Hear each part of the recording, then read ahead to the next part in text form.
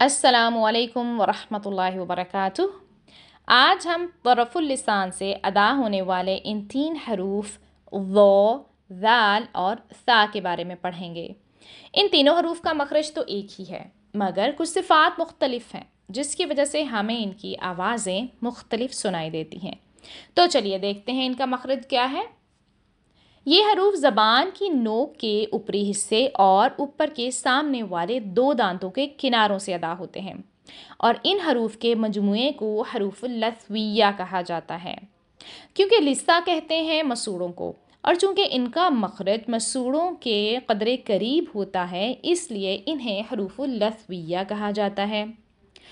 इन हरूफ की अदायगी के लिए आपने सिर्फ ज़बान की नोक और इसका ऊपरी हिस्सा 2 दांतों के किनारों पर लगाना है, यहाँ तक कि आपकी ज़बान की नोक आपके 2 दांतों से हल्की सी बाहर निकलती दिखाई देगी।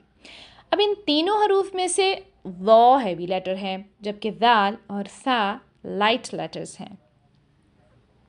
अब इस तस्वीर को ज़रा ध्यान से देखें। ज़ो की अदायगी के लिए ज़बान की जड़ को भी ऊपर उठाया जाता है और आवाज़ को इस हिस्से में ट्रैप किया जाता है, ताकि हमें ज़ो हैवी सुनाई दे, जैसे ज़ो, ज़ी, ज़ू, अज़्ज़ालिमीना।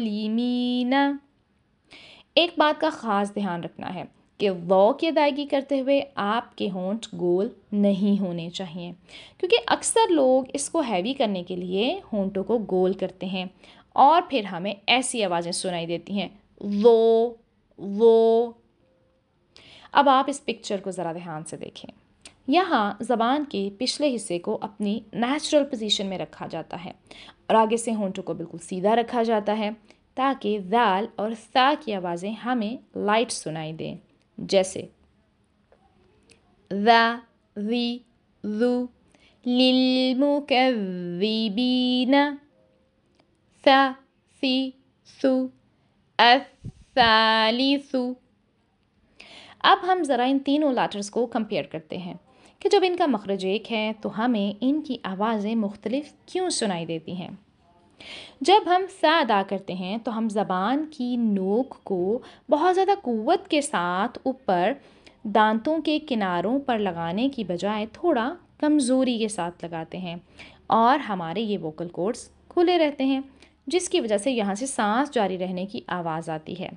ख़ास तौर पर तब जब सा साकिन होता है तो ये आवाज़ वाज़िया तौर पे सुनाई देती है, जैसे अस, इस, उस। मगर जब ज़ाल और ज़ो अदा करते हैं तो ज़बान की नोक को पूरी क़ुव्वत के साथ 2 दांतों के किनारों पर लगाते हैं और ये वोकल कॉर्ड्स बंद हो जाते हैं, जिसकी वजह से वाइब्रेशन पैदा हो जाती है और ऐसी आवाज़ आती है, अज़, इज़, उज़। इसी तरह औ, इज़, उज़।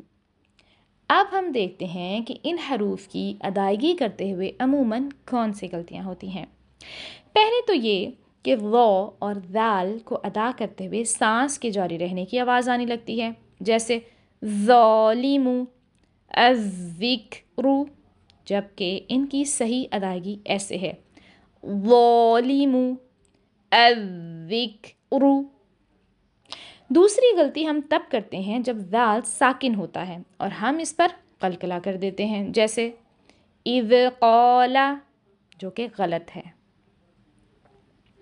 एक और गलती तब होती है जब ज़ो की अदायगी के लिए हम ज़बान को अंदर से ट्विस्ट कर लेते हैं और हमें ऐसी आवाज़ सुनाई देती है, ज़ो, ज़ुई, ज़ू।